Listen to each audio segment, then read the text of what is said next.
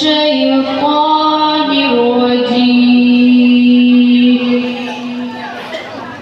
بسم الله الرحمن الرحيم هو الله الذي لا إله إلا هو عالم الغيب والشهادة هو الرحمن الرحيم هو الله الذي لا إله إلا هو الملك القدوس السلام المؤمن المهيمن العزيز الجبار المتكبر سبحان الله عما يشركون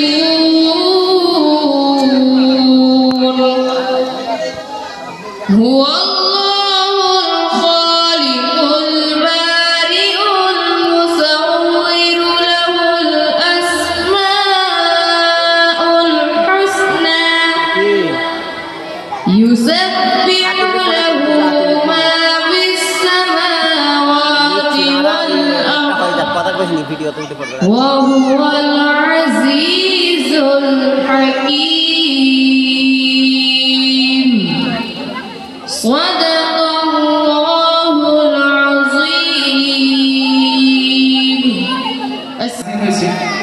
বক্তব্যের প্রয়োজন ও তার গুরুত্ব সম্পর্কে বক্তব্য পেশ করবে আজকের আমাদের প্রোগ্রামের সবথেকে শেষ বক্তব্য এটা। তারপরে একটা কোরআনে কারিমের তেলাওয়াত হবে, তেলাওয়াতের মাধ্যম দিয়ে মজলিস শেষ হবে ইনশাআল্লাহ। আমরা কোরআনে কারিম দ্বারা শুরু করেছিলাম, কোরআনে কারিম দিয়ে মজলিস শেষ করব ইনশাআল্লাহ।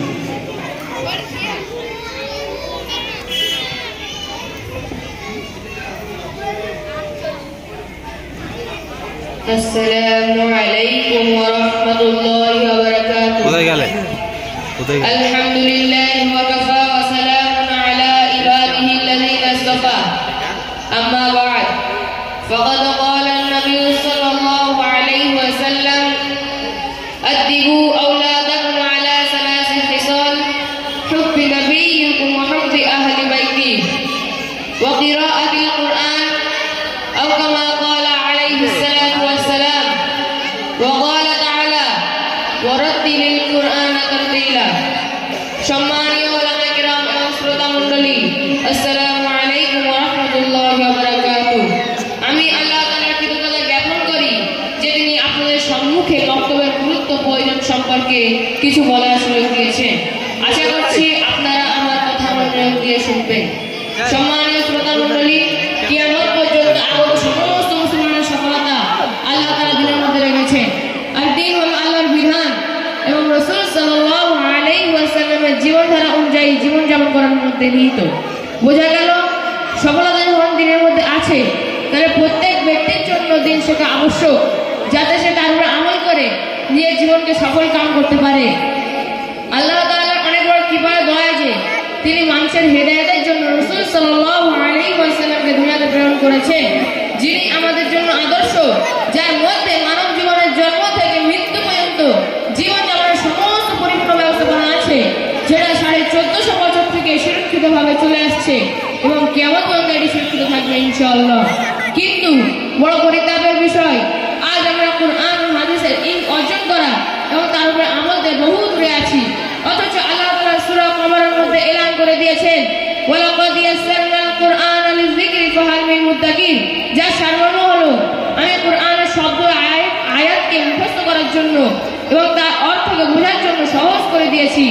কুরআনের পয়গাম একেবারে স্পষ্ট যে যদি কোনো অশিক্ষিত ব্যক্তি সেটা শোনে, সেও বুঝতে পারবে যে আল্লাহ তাআলা আমার থেকে কি চাচ্ছেন।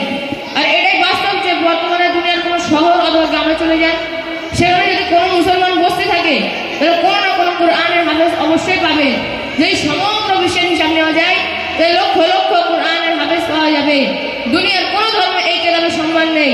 এই কুরআন এমন বিক্রম মুখস্থ করেছে রয়েছে যারা আরবি ভাষা সম্পর্কে অবগত নয়। সম্মানীয় উপস্থিতি, বর্তমান সময়ে কেউ যদি ডাক্তার অথবা ইঞ্জিনিয়ার হতে চায় তাহলে তার পিতামাতা বাল্যকাল থেকে তার পিছনে মেহনত করতে থাকে এবং 4 বছর বয়সে তাকে স্কুলে ভর্তি করা যায়।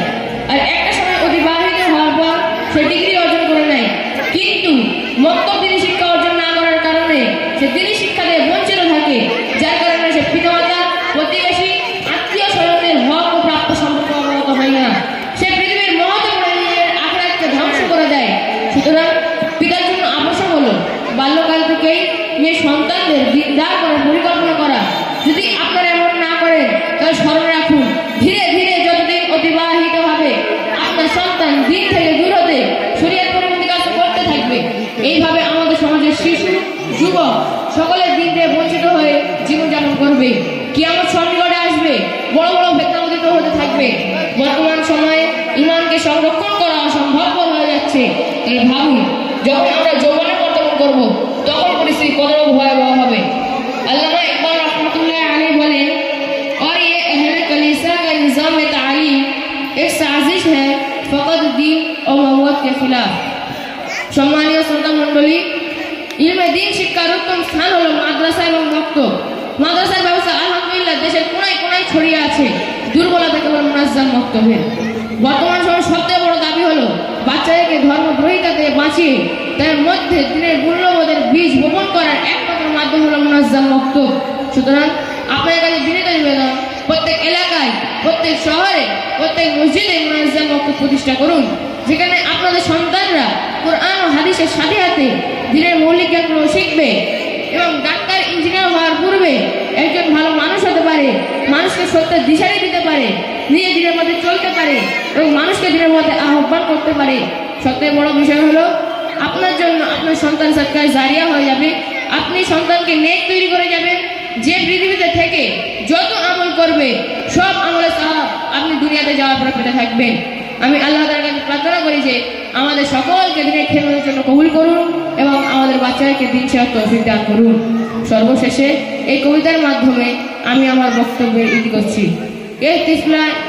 ये तिफलाने मक्तब जिनसे वो बसता है मुस्तकबिल, उन ज़र्रों को चमका कर शब महताब करना है।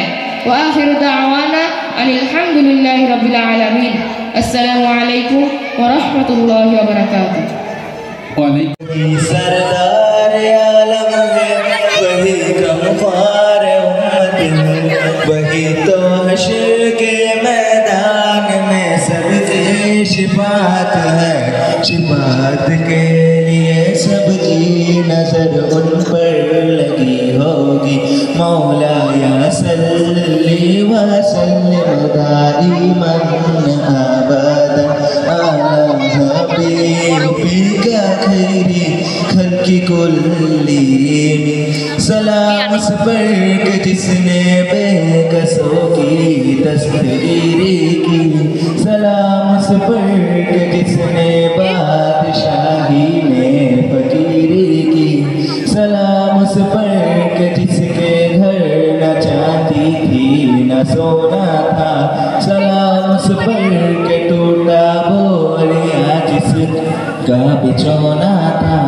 सलाम आमीना के लाल महबूब सुबहानी। सलाम फकरे मौजूदात फकरे नो इंसानी। तेरी सूरत तेरी सीरत तेरा नक्शा तेरा जलवा तबस्सुम गुफ्तगू बंदा नवाज़ी कलकते शानी। तेरा दर हो मेरा सर हो मेरा दिल हो तेरा घर हो। तमन्ना मुख्तसर सी है मगर तमगी नहीं मालूम। मौला या सल्ली व सल्लिम दाइमन अबदन अला हबीबिका खैरी खल्क़ि कुल्ली।